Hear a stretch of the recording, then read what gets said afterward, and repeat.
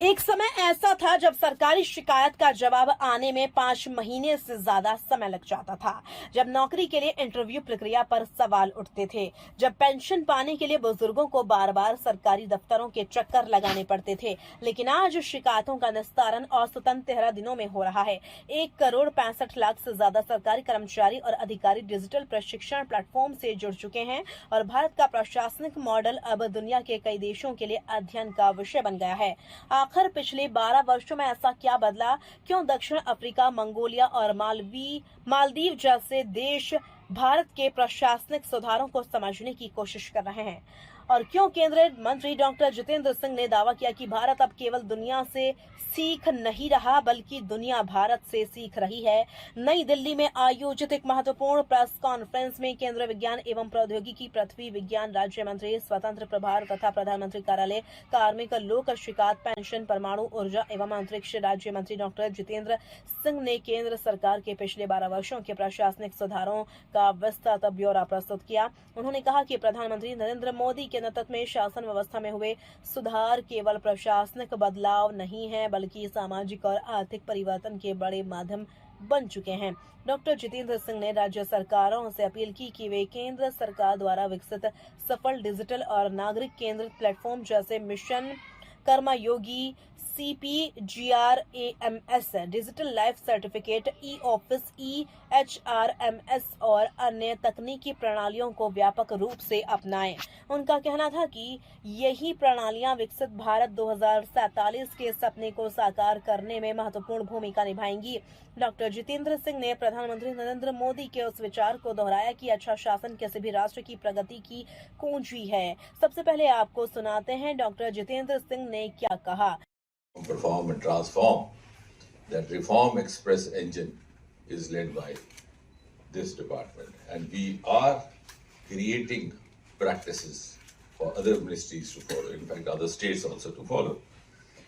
Similarly, the department of ARPG was hardly visible. I don't know how much the media was know what is the ARPG, but the kind of new practices introduced over the last 12 years, which were being elaborated by Madam Nivedita, is become one of the most visible departments because it's the nodal department for Swachhata campaign, nodal department for CP Gram agreements. So it's again come in the center stage of the working of Government of India. And the third one, the Department of Pension and Pensioners Welfare. Unfortunately, before 2014, the last two letters had been forgotten. So it had got reduced to Department of Pension. That means prepare the PPO, deliver it, and just deal with the accounts of pension. But the pensioners' welfare, which was a very important component, has been taken care of. And all this has been possible because the reforms that have been spelled out to you, I would say, are guided by three basic I's. उन्होंने कहा कि पिछले 12 वर्षों में शासन व्यवस्था केवल फाइलों और दफ्तरों तक सीमित नहीं रही बल्कि नागरिकों के जीवन को आसान बनाने का माध्यम बनी है। डॉक्टर सिंह ने 2014 में लागू की गई सेल्फ अटेस्टेशन व्यवस्था को ऐतिहासिक कदम बताया। उन्होंने कहा कि पहले नागरिकों को हर दस्तावेज के लिए किसी अधिकारी से सत्यापन कराना पड़ता था, लेकिन सरकार ने नागरिकों पर भरोसा जताते हुए स्वयं प्रमाणन की व्यवस्था लागू की। यह केवल एक प्रशासनिक निर्णय नहीं था बल्कि सरकार और जनता के बीच विश्वास बढ़ाने वाला बड़ा संदेश था। प्रेस वार्ता में उन्होंने बताया कि सरकार ने ग्रुप बी, नॉन गैजेटेड और ग्रुप सी पदों के लिए इंटरव्यू समाप्त कर दिए। इसके परिणाम स्वरूप भर्ती प्रक्रिया में पारदर्शिता और निष्पक्षता बढ़ी। आधार आधारित सत्यापन, कंप्यूटर आधारित परीक्षाएं और public examination, prevention of unfair means act 2024 जैसे कदमों ने भर्ती प्रक्रिया को और मजबूत बनाया। उन्होंने बताया कि अक्टूबर 2022 में अब तक आयोजित राष्ट्रीय रोजगार मेलों के माध्यम से 12 लाख से अधिक नियुक्ति पत्र वितरित किए जा चुके हैं। डॉक्टर जितेंद्र सिंह ने कहा कि प्रशासनिक सुधारों के साथ साथ सामाजिक समावेशन को भी प्राथमिकता दी गई।